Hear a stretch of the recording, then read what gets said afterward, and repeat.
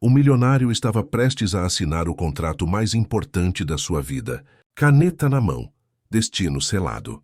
Mas, naquele instante, uma simples faxineira se aproximou e sussurrou: "Não assine."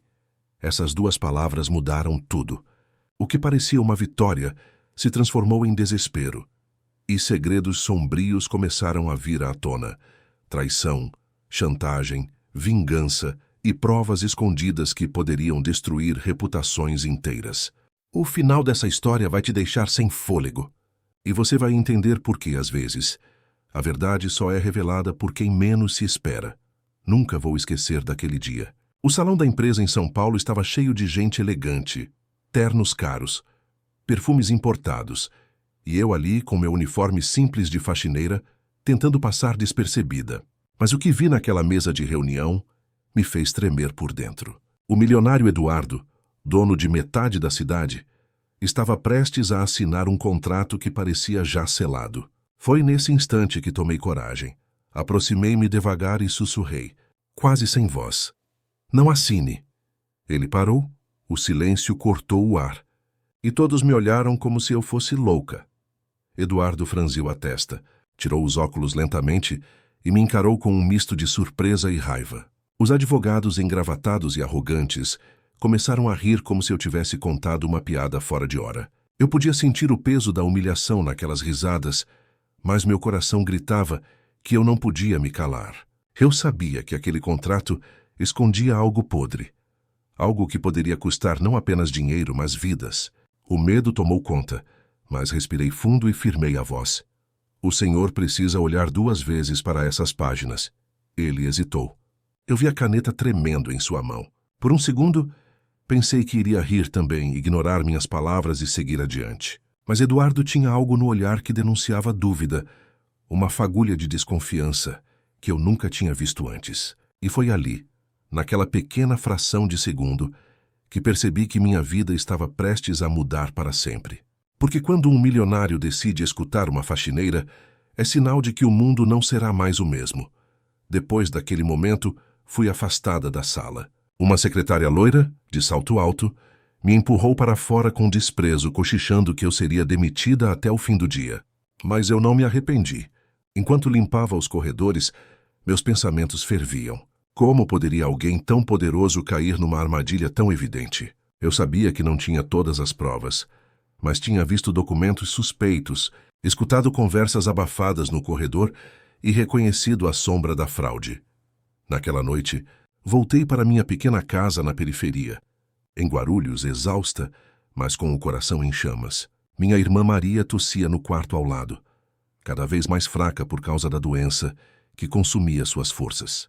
Eu olhava para ela e pensava, se eu não tivesse falado hoje, quantas pessoas como a Maria sofreriam com a ganância desses homens, porque não era apenas sobre dinheiro, era sobre justiça, sobre não permitir que mais inocentes fossem esmagados pelos poderosos. Enquanto lavava a louça simples do jantar, lembrei-me das vezes em que Eduardo passava por mim sem sequer me notar. Para ele, eu não passava de mais uma funcionária invisível, alguém que limpava o chão que ele pisava. Mas naquele dia, ao me escutar, algo diferente aconteceu. Pela primeira vez, senti que eu tinha abalado o coração de um gigante.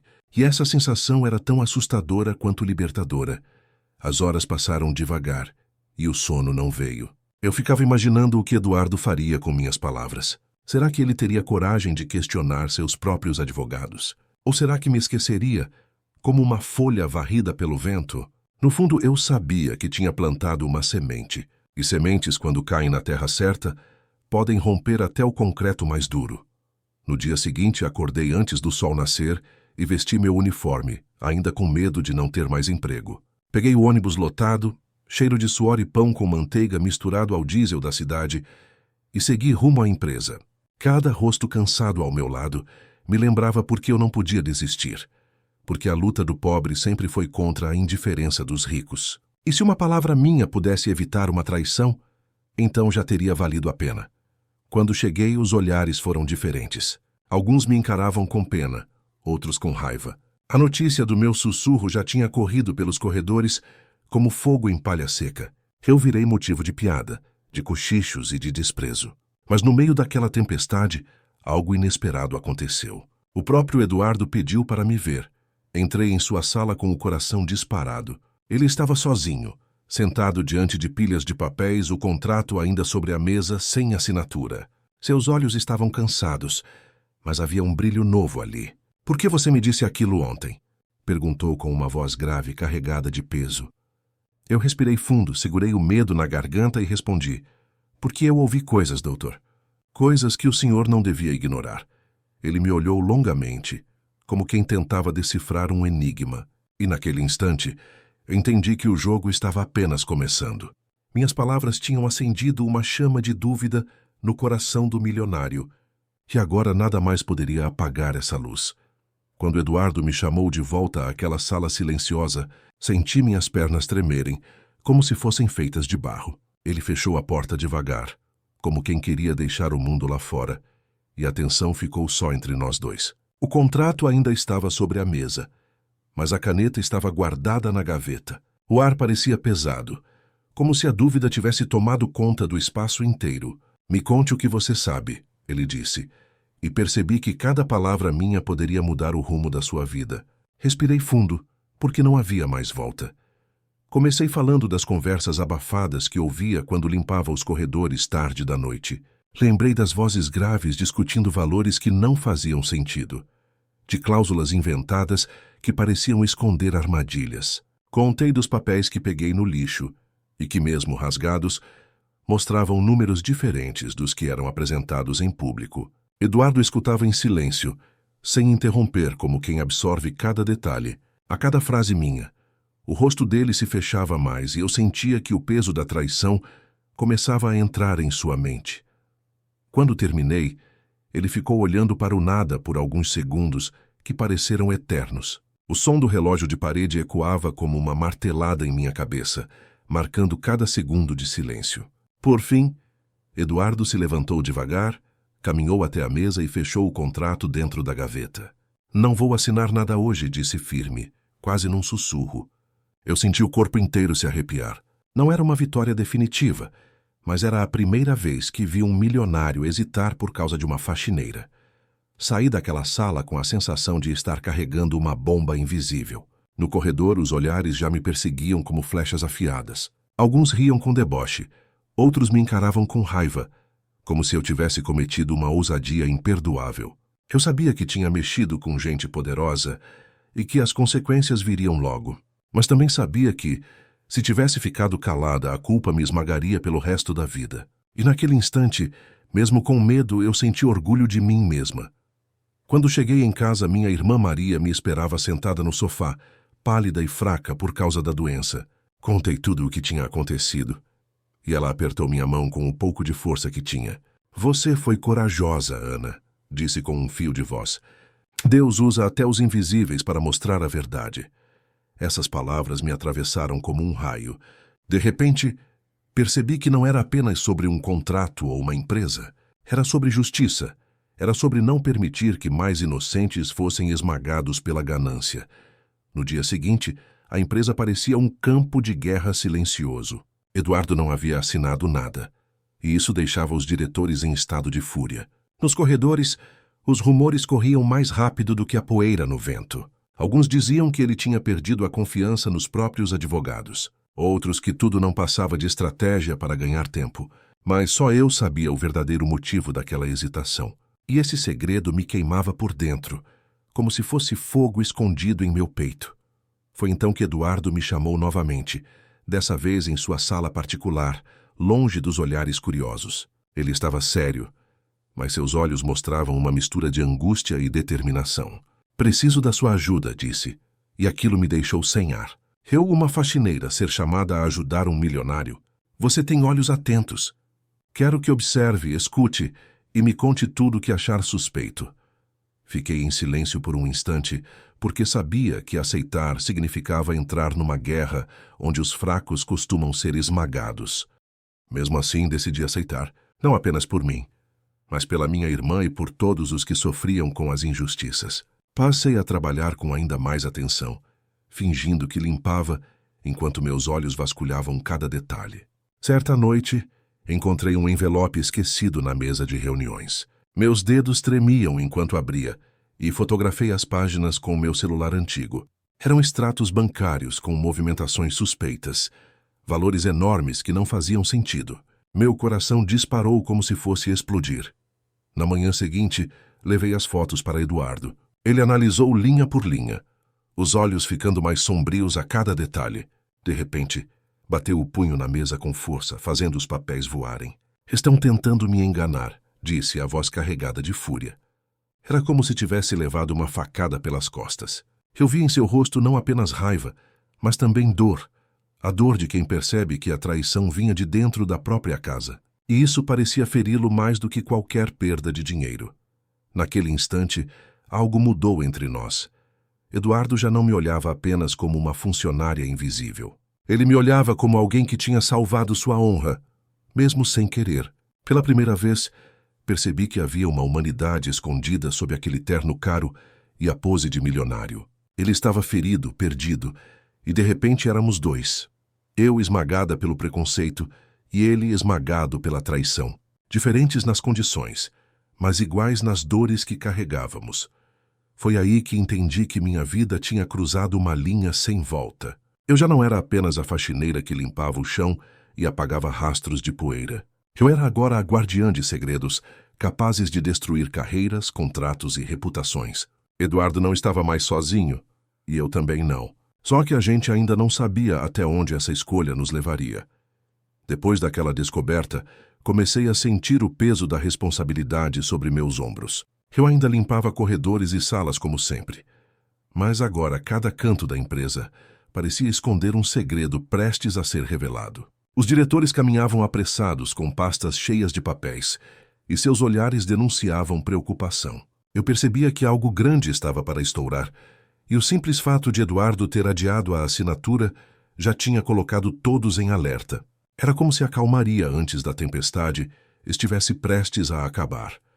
Certa noite, quando todos já tinham ido embora, voltei para o andar principal para recolher o lixo. Entre papéis amassados, encontrei algo que me fez tremer. Fotos impressas mostrando reuniões secretas em hotéis da Avenida Paulista.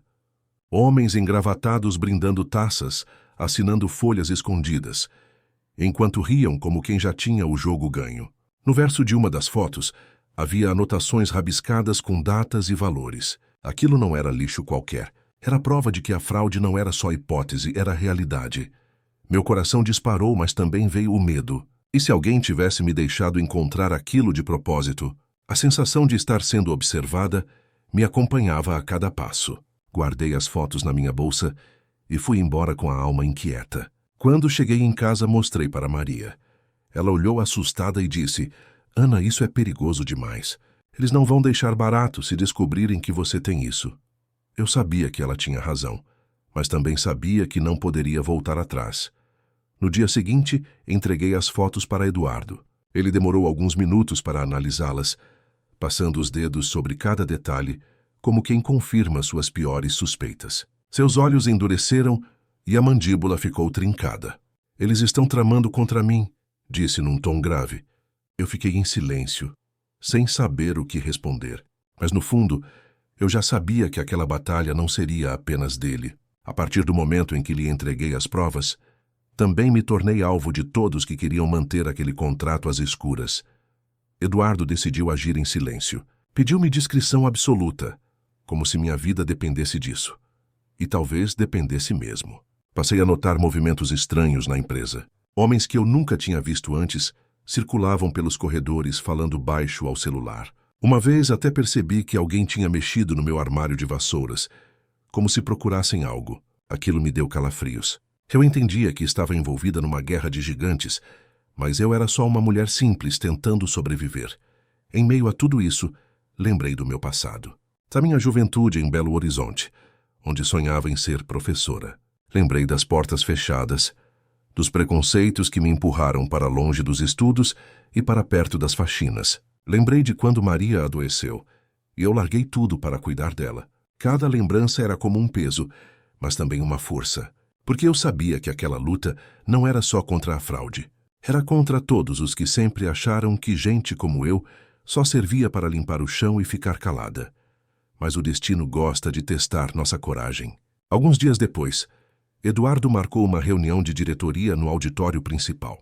Eu estava lá, apenas para limpar o espaço antes da chegada dos convidados.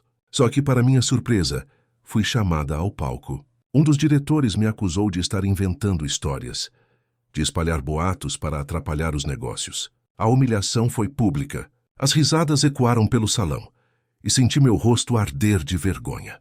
Era a armação perfeita para me calar diante de todos. Fui demitida na frente de mais de 50 pessoas, sem direito à defesa. A sensação de injustiça me esmagou por dentro. Saí correndo, com os olhos cheios de lágrimas, ouvindo os cochichos e insultos às minhas costas. Faxineira metida, diziam alguns. Mas mesmo naquela hora, algo dentro de mim dizia que ainda não era o fim. Porque Eduardo, sentado à mesa, não parecia convencido. Seu olhar me acompanhou até a porta, carregado de algo que eu não sabia nomear. Dúvida, raiva ou talvez respeito. Em casa, Maria chorou comigo. Disse que aquilo era cruel demais, que eu não merecia passar por tanta humilhação. Eu a abracei forte e prometi que não desistiria. Se eles pensam que vão me calar, estão enganados, murmurei com lágrimas nos olhos. Eu não tinha mais emprego, mas ainda tinha coragem. E a coragem, às vezes, é a única arma que resta aos pobres contra a injustiça. Naquela noite, Eduardo apareceu de surpresa na minha casa. Chegou de carro simples, sem seguranças, e bateu na minha porta como um homem comum. Quando abri, ele estava sério, com o rosto cansado. Ana, eu sei que o que aconteceu foi injusto.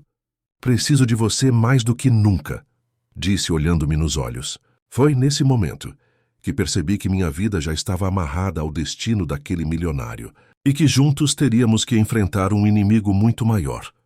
E enquanto fechava a porta atrás dele, senti que a verdadeira guerra estava apenas começando. Porque agora não era só sobre contratos e fraudes. Era sobre dignidade, vingança e a busca pela verdade que poderia destruir um império inteiro. Naquela noite, depois que Eduardo saiu da minha casa, fiquei em silêncio por muito tempo. O coração batia acelerado, como se eu tivesse corrido uma maratona. O milionário, aquele homem intocável para tantos, havia cruzado a cidade para pedir ajuda justamente a mim, a faxineira demitida diante de todos. Era estranho, mas também poderoso. Eu sabia que o que estava em jogo não era apenas dinheiro, era a verdade. E, de algum modo, ele parecia confiar em mim mais do que em qualquer outro. Passei os dias seguintes revivendo cada detalhe do que tinha visto nos corredores da empresa. Os papéis escondidos, as conversas abafadas, as fotos encontradas no lixo. Tudo isso parecia agora um quebra-cabeça que precisava ser montado com urgência. Eduardo me ligava em horários improváveis, sempre pedindo mais informações, sempre querendo entender o que eu lembrava. Eu, que antes só ouvia cochichos ao limpar, agora era como os ouvidos secretos de um homem que temia ser destruído por dentro.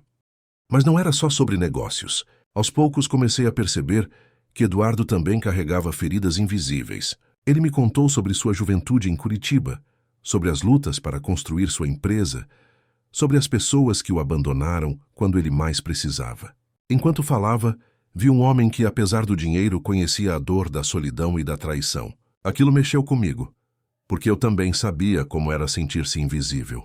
Era como se, em mundos diferentes, carregássemos a mesma cruz. A lembrança do dia da minha demissão ainda doía. A humilhação pública tinha deixado marcas profundas como cicatrizes na alma, mas, ao mesmo tempo, foi naquela queda que encontrei uma força nova. Eu percebi que minha voz, por mais pequena que fosse, tinha poder para mover até os gigantes. Não era fácil aceitar isso, porque sempre me ensinaram a ficar em silêncio. Mas, quando vi Eduardo segurando o contrato sem assinar, entendi que às vezes a coragem nasce justamente da dor. Maria continuava sendo minha âncora. Mesmo fraca, ela me lembrava todos os dias que a vida só vale a pena quando lutamos pela justiça. Você não é só faxineira, Ana, ela dizia com aquele olhar cheio de fé.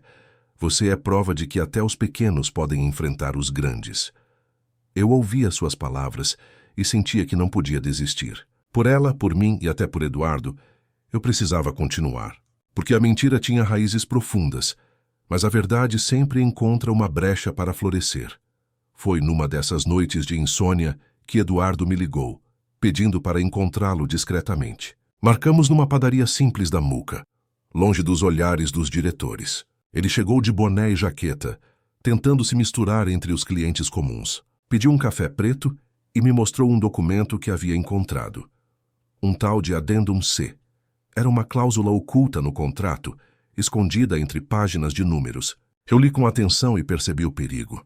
Se assinasse, ele perderia o controle da empresa inteira. Aquilo me fez tremer. O Addendum C era mais do que uma fraude. Era uma armadilha legal que poderia arrancar tudo dele em silêncio. Eduardo me olhou sério e disse: se eu tivesse assinado, estaria perdido. O peso daquilo caiu sobre nós como uma avalanche. Eu entendi que minha interferência não tinha sido apenas intuição. Tinha sido providência. E de repente percebi que estava diante de uma batalha muito maior do que eu poderia imaginar. Os dias seguintes foram ainda mais tensos. Os diretores pressionavam Eduardo a marcar uma nova data para a assinatura. Ele sorria, fingia calma, mas por trás guardava a fúria de quem sabia da traição. Enquanto isso, eu era seguida na rua por homens estranhos. Uma vez, no caminho de casa, senti passos atrás de mim. Acelerei, virei em vielas diferentes, mas eles continuavam. Só consegui me livrar ao entrar correndo numa igreja do bairro. A sensação de perigo já fazia parte da minha rotina. Em meio a esse caos, percebi que a relação entre mim e Eduardo estava mudando. Ele já não me tratava apenas como informante. Começava a me ouvir com respeito, como alguém de confiança. Eu sentia que, de alguma forma, ele também estava se apoiando em mim para suportar o peso daquela traição. Era estranho, mas bonito. E no fundo do meu coração, começava a nascer algo que eu não queria admitir. Um sentimento mais profundo do que simples lealdade. Mas não havia tempo para distrações. Os inimigos estavam atentos, e a cada passo que dávamos eles contra-atacavam com mais força. Telefonemas anônimos chegavam na minha casa. Vozes roucas ameaçavam Maria, dizendo que sabiam onde ela se tratava. Isso me tirava o sono, me deixava em prantos, mas também despertava uma fúria que eu não sabia que tinha. Eu não ia permitir que machucassem minha irmã. Se eles queriam guerra, iriam encontrar uma mulher disposta a lutar até o fim. E naquela mesma semana, Eduardo me chamou para uma reunião decisiva. Ele tinha juntado provas, áudios e documentos suficientes para confrontar os diretores. A reunião do conselho seria no próximo dia, e ele queria que eu estivesse presente, escondida, mas pronta para mostrar tudo o que sabíamos. Meu coração disparou. Era a chance de revelar a verdade, mas também o momento em que os inimigos fariam de tudo para nos destruir. A noite anterior à reunião foi uma das mais longas da minha vida. O silêncio da casa parecia gritar dentro de mim, e cada barulho da rua me fazia pular da cadeira. Eu sabia que o dia seguinte poderia mudar tudo, para o bem ou para o mal. Maria, percebendo meu nervosismo, tentou me acalmar. Confia, Ana, disse ela com a voz fraca, mas cheia de fé. Eu segurei sua mão e prometi que faria de tudo para proteger nossa verdade. No fundo, temia não ter forças para o que estava por vir. Eduardo também não dormiu. Recebi uma mensagem dele quase de madrugada, pedindo que eu fosse cedo ao prédio da empresa. Quando cheguei, o clima era pesado. Carros de luxo estacionados, seguranças por todos os lados, e os diretores já reunidos como abutres em volta da carniça. Eu entrei discretamente, com um crachá emprestado, e me escondi numa sala lateral com os documentos que tínhamos reunido. O coração batia tão forte que parecia ecoar no silêncio do lugar. Enquanto esperava, pensei em como minha vida tinha mudado em tão pouco tempo. De simples faxineira invisível, eu agora estava prestes a testemunhar contra homens poderosos que não hesitariam em me destruir. Era assustador, mas também revelador, porque mesmo com medo, eu sabia que tinha encontrado um propósito maior. Não era apenas sobre ajudar Eduardo. Era sobre mostrar que a voz dos pequenos pode ecoar até nos corredores, onde só se escutava a arrogância dos grandes. A reunião começou no auditório principal, e eu ouvia cada palavra atrás da porta. Os diretores pressionavam Eduardo, dizendo que a demora na assinatura estava prejudicando os negócios. Ele permanecia calmo, quase frio, como quem já sabia aonde queria chegar. Eu podia imaginar seus olhos firmes, encarando cada um deles. A paciência dele parecia parte de um plano, e isso me deu confiança. Eu sabia que o momento certo para a verdade ainda estava por vir. De repente ouvi meu nome ser citado. Um dos diretores, com tom de deboche, disse que a empresa não poderia se deixar abalar por histórias inventadas de uma faxineira ressentida. Meu sangue ferveu. Eles queriam me reduzir a poeira, como sempre fizeram. Mas mal sabiam que eu estava ali, viva, com provas guardadas em minhas mãos. Foi nesse momento que Eduardo bateu na mesa e disse que tinha algo a apresentar. O silêncio que se seguiu parecia anunciar o fim de um império. Ele exibiu os extratos bancários, os áudios gravados e as fotos encontradas. Os diretores empalideceram e os cochichos tomaram conta da sala. Eu observava tudo pela fresta da porta e meus olhos se encheram de lágrimas. Não era apenas Eduardo que estava desmascarando aquela fraude, era também a minha voz ecoando através dele.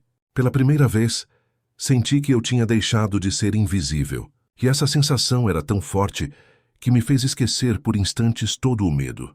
Mas os vilões não se entregaram facilmente. Um dos advogados se levantou e acusou Eduardo de fabricar provas. Outro ameaçou levá-lo aos tribunais por difamação. O clima ficou pesado, quase explosivo.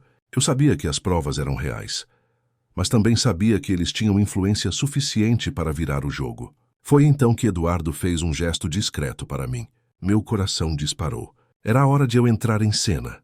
Respirei fundo, ajeitei a blusa simples que vestia e empurrei a porta com firmeza. Todos os olhares se voltaram para mim, alguns com espanto, outros com raiva. Caminhei até a frente com as mãos tremendo, mas a voz firme. Eu estive aqui todos os dias, limpando cada sala, ouvindo cada conversa, e vi coisas que vocês tentaram esconder. Tenho provas e estou disposta a falar. O silêncio que se fez foi tão denso que parecia que até o ar tinha parado. Entreguei o envelope com as fotos impressas e os registros que eu mesma tinha feito. Eduardo abriu e mostrou ao conselho, confirmando cada detalhe. Os diretores se entreolhavam nervosos, e um deles chegou a suar tanto que tirou o paletó. Pela primeira vez, vi medo nos olhos de homens que sempre pareceram intocáveis. Aquela cena me deu forças.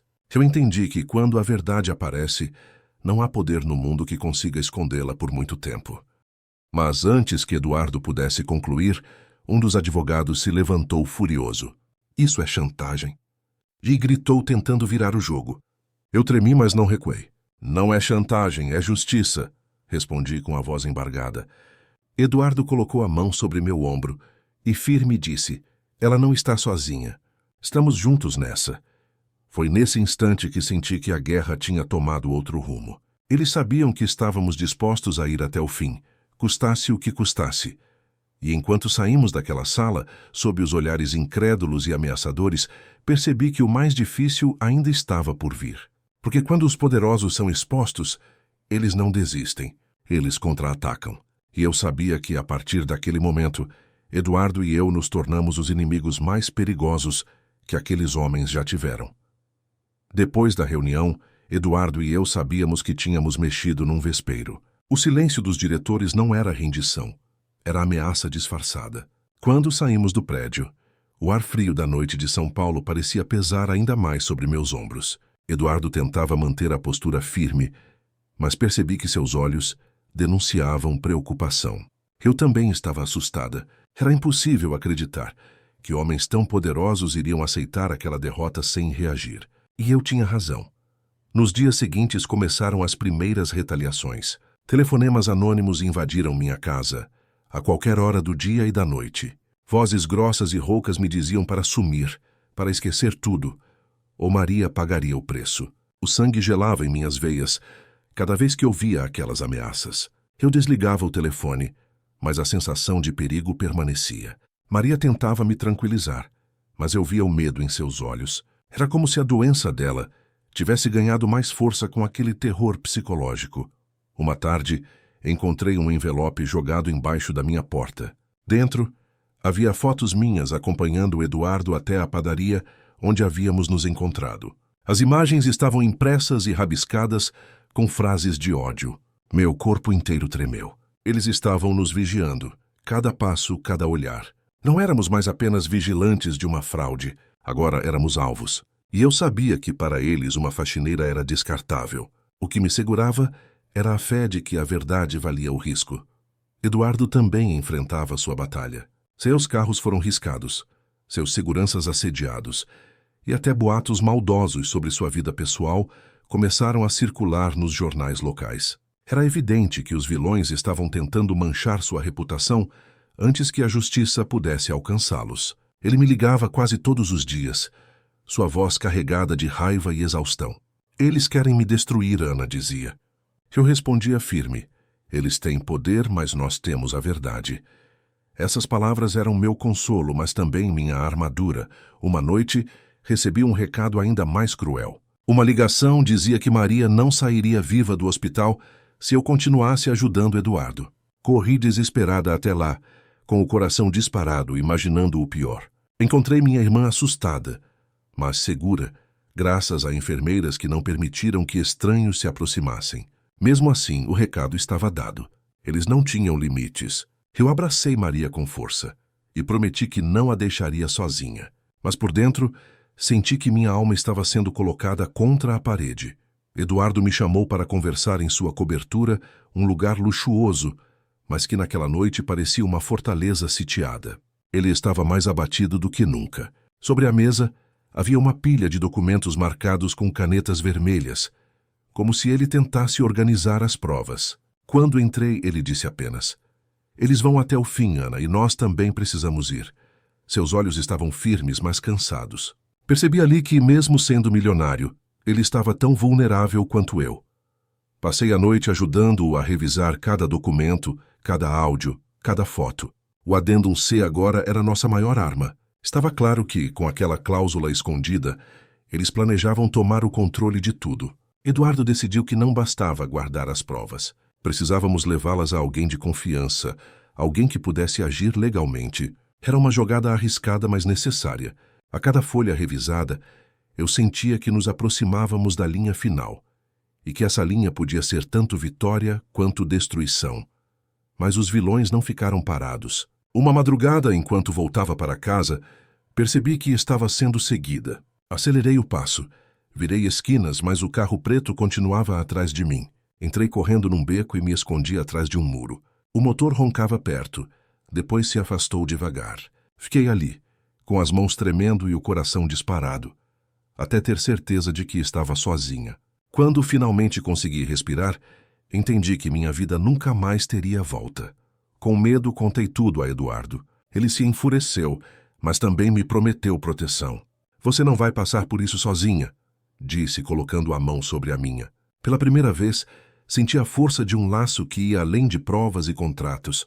Havia algo humano, algo verdadeiro nascendo entre nós, mesmo em meio ao caos. Mas ao mesmo tempo isso me assustava, porque se os vilões descobrissem, poderiam usar até nossos sentimentos como arma contra nós. Maria, mesmo doente, era minha fonte de coragem. Ela dizia que o medo não podia ser maior do que a fé. "Eles tentam te intimidar, porque sabem que você é perigosa para eles", repetia. Eu ouvia e guardava cada palavra no coração.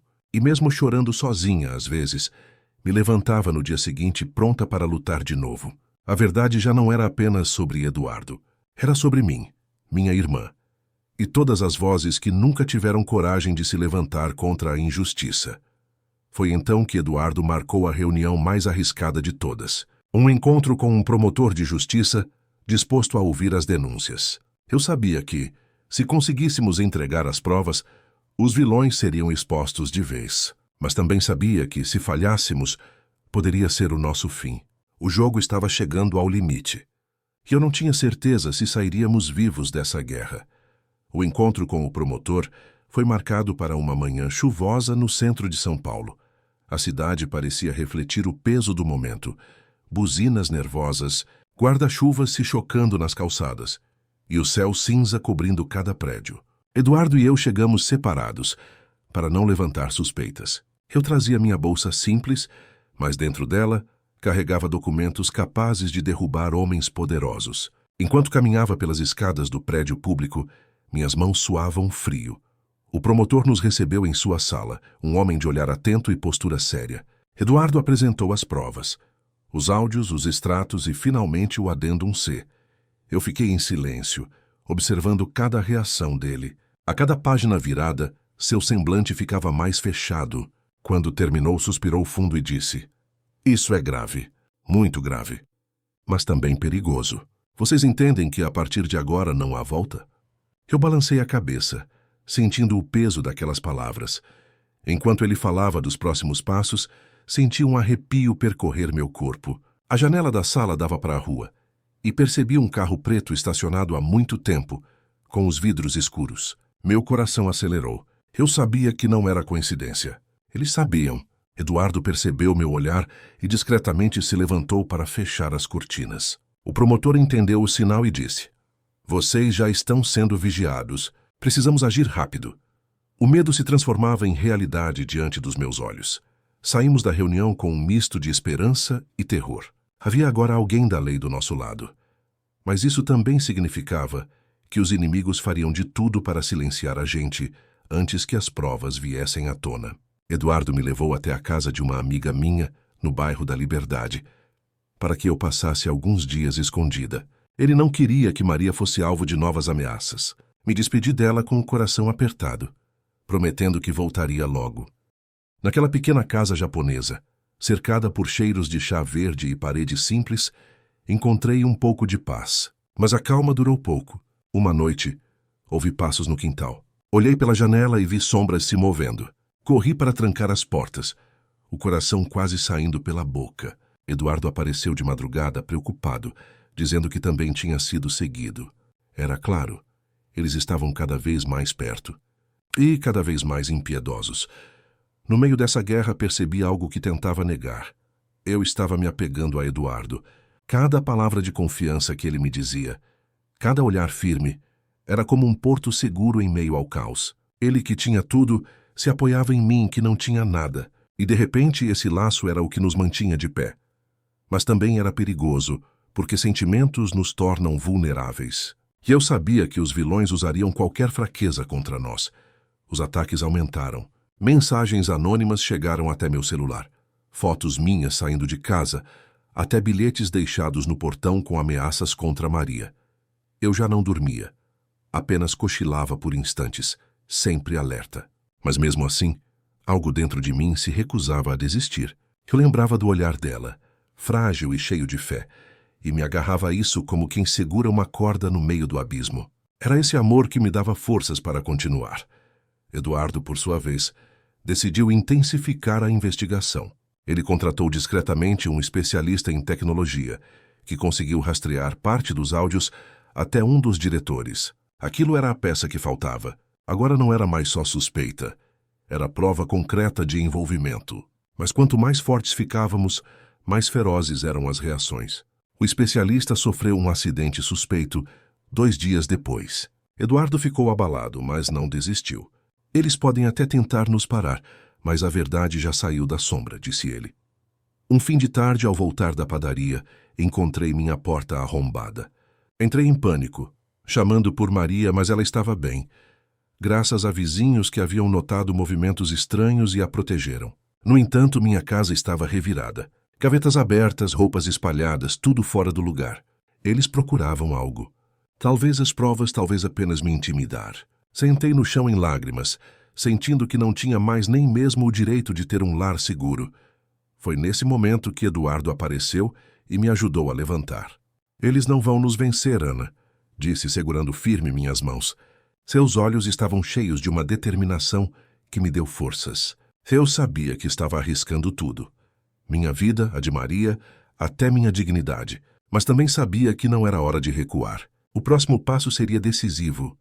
E, no fundo, eu sentia que a tempestade final estava se aproximando. Naquela noite, enquanto o vento forte batia contra as janelas, Eduardo me disse em voz baixa: "Amanhã vamos ao conselho de novo. É hora de expor tudo."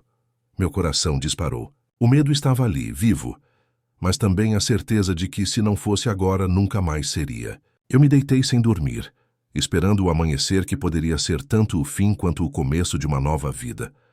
O amanhecer daquele dia parecia diferente. O céu de São Paulo estava carregado, nublado como se a própria cidade pressentisse o peso do que iria acontecer. Eu acordei com o coração acelerado. Mal consegui tomar café. Maria me olhou com preocupação e disse: "Vai com fé, Ana. A verdade não precisa de força, só de coragem." Suas palavras ficaram ecoando dentro de mim enquanto eu fechava a porta de casa. O caminho até a empresa parecia mais longo do que nunca. Cheguei cedo, mas o prédio já estava movimentado. Carros pretos estacionados, jornalistas rondando a entrada, seguranças reforçados. Eduardo me esperava no hall de terno escuro, mas o olhar denunciava cansaço. Quando me viu, sorriu levemente, como quem encontra alívio em meio à guerra. Hoje tudo será decidido, disse ele apertando minha mão. Aquele gesto simples me deu forças, como se dissesse silenciosamente que eu não estava sozinha. Entramos no auditório do conselho. O ambiente era pesado, quase sufocante. Todos os diretores estavam lá, alinhados em seus ternos caros como juízes prontos para ditar o destino. Eduardo começou falando com firmeza, expondo a gravidade das descobertas. Mostrou os extratos, os áudios e o temido Addendum C. Cada prova era como um golpe que arrancava máscaras. Eu observava da lateral da sala, invisível aos olhos de muitos, mas presente no coração daquele momento. Foi então que um dos diretores se levantou furioso, apontou o dedo para Eduardo e gritou que tudo não passava de armação. "Esse documento não existe", disse ele suando frio. Eduardo abriu a pasta e retirou a cópia original, selada e assinada. O silêncio tomou conta da sala. Alguns diretores trocaram olhares, outros baixaram a cabeça. Eu senti um arrepio percorrer minha pele. Era a verdade se erguendo, firme diante de quem tentou enterrá-la. Mas os vilões não desistiram. Um advogado tentou alegar que as provas foram obtidas de forma ilegal, ameaçando abrir processos. Outro disse que Eduardo estava sendo manipulado por uma funcionária ressentida, referindo-se a mim. Nesse instante, meu coração disparou. Eles queriam me desqualificar, me reduzir novamente ao nada, mas Eduardo não deixou. "Essa mulher me salvou de perder tudo", declarou em voz firme. "Sem ela, eu teria assinado minha própria ruína." Suas palavras ecoaram como um escudo em minha defesa. De repente, o inesperado aconteceu. O promotor de justiça entrou na sala acompanhado de 2 policiais. Carregava em mãos um mandado autorizado pelas provas entregues dias antes. O clima explodiu em tensão. Alguns diretores tentaram protestar, outros ficaram em choque absoluto. O promotor leu em voz alta as acusações: fraude, chantagem, lavagem de dinheiro. A cada palavra, a sala parecia encolher. Era como se, finalmente, as muralhas da mentira estivessem ruindo diante de todos. Eu assistia tudo com lágrimas nos olhos. Era como ver a vitória nascer de dentro da dor. Mas também sabia que a luta ainda não tinha terminado, porque homens poderosos não caem sem deixar marcas. Quando os policiais começaram a recolher documentos e prender 2 dos envolvidos, eu vi nos olhos dos outros a promessa de vingança. E aquilo me fez estremecer. A guerra estava vencida, em parte, mas a batalha pela sobrevivência ainda estava longe do fim. Eduardo, no entanto, parecia mais firme do que nunca. Olhou para mim em meio ao tumulto e disse: "Ana, conseguimos." Eu sorri mesmo com as lágrimas escorrendo, porque sabia que aquela frase não era só sobre ele. Era sobre mim, sobre Maria, sobre todas as faxineiras invisíveis que carregam verdades que ninguém quer ouvir. Pela primeira vez, senti que minha voz tinha atravessado as barreiras do silêncio. E isso era maior do que qualquer vitória material. Quando saímos do prédio, a imprensa nos cercou. Microfones, câmeras, flashes estourando como relâmpagos.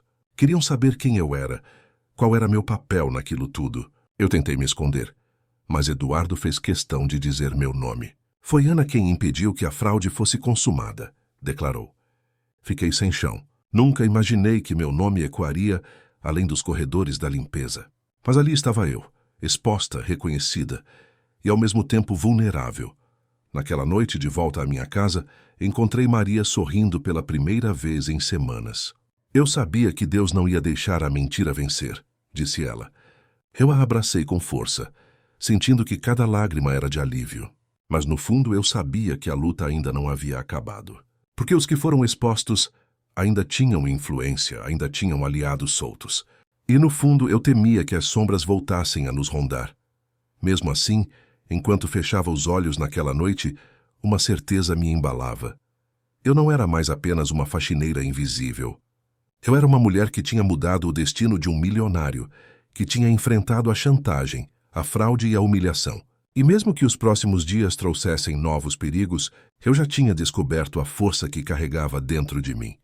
Os dias seguintes foram de um silêncio estranho, como se a cidade estivesse se recuperando de um terremoto. As manchetes estampavam os rostos dos diretores presos e o nome da empresa aparecia em todos os jornais. Eduardo estava no centro da tempestade, mas ao contrário do que muitos esperavam, não caiu. Pelo contrário, emergiu mais forte, com a imagem de um homem que ousou enfrentar a própria diretoria. Eu observava tudo de longe, ainda tentando entender como uma simples frase minha havia desencadeado tudo aquilo. Maria, mais tranquila, começou a melhorar. O tratamento finalmente recebeu apoio graças a Eduardo, que se comprometeu a custear tudo. Eu via nos olhos dela uma esperança renovada, como se a vida estivesse devolvendo parte do que havia tirado. Você mudou nosso destino, Ana, ela dizia sempre que me via chegar. E eu sorria porque sabia que, apesar do medo e da dor, cada escolha tinha valido a pena. A verdade tinha encontrado seu caminho, mesmo entre as sombras. Um dia, Eduardo me chamou em seu escritório. Ele já não era apenas o milionário cercado de seguranças e advogados. Estava diferente, mais humano, mais próximo. Colocou sobre a mesa uma proposta inesperada. Queria que eu assumisse uma posição de confiança dentro da empresa, como supervisora de auditoria interna. Ninguém tem olhos mais atentos que os seus, disse ele. Meu coração disparou. Eu, que sempre fui vista como invisível, agora recebia a chance de escrever uma nova história. Aceitei, mas com humildade. Não queria luxo, apenas dignidade. E ver o sorriso de Eduardo quando apertei sua mão me fez sentir que aquele era o começo de algo maior. A empresa passou por mudanças profundas. Muitos dos antigos diretores foram substituídos e uma nova fase de transparência começou. Eu, que antes varria os cantos da sala, agora participava de reuniões, dando opinião. Às vezes olhava para trás e não acreditava no caminho que tinha percorrido. Mas não foi só no trabalho que a vida mudou. Entre mim e Eduardo nasceu um vínculo que nenhum de nós esperava. Não era apenas gratidão, era algo mais profundo, um sentimento que se construía em silêncio, em olhares que se prolongavam, em palavras simples que carregavam significados maiores. Eu resistia, com medo das diferenças sociais, mas ele insistia em me mostrar que não era barreira. E pouco a pouco, meu coração começou a acreditar que o amor também podia florescer ali. Maria foi a primeira a perceber. Um dia, quando Eduardo saiu de casa depois de nos visitar, ela riu baixinho e disse: "Eu vejo nos olhos dele, Ana. Ele não olha para você como patrão, olha como homem." Fiquei sem graça, mas não consegui negar, porque no fundo eu também sentia o mesmo.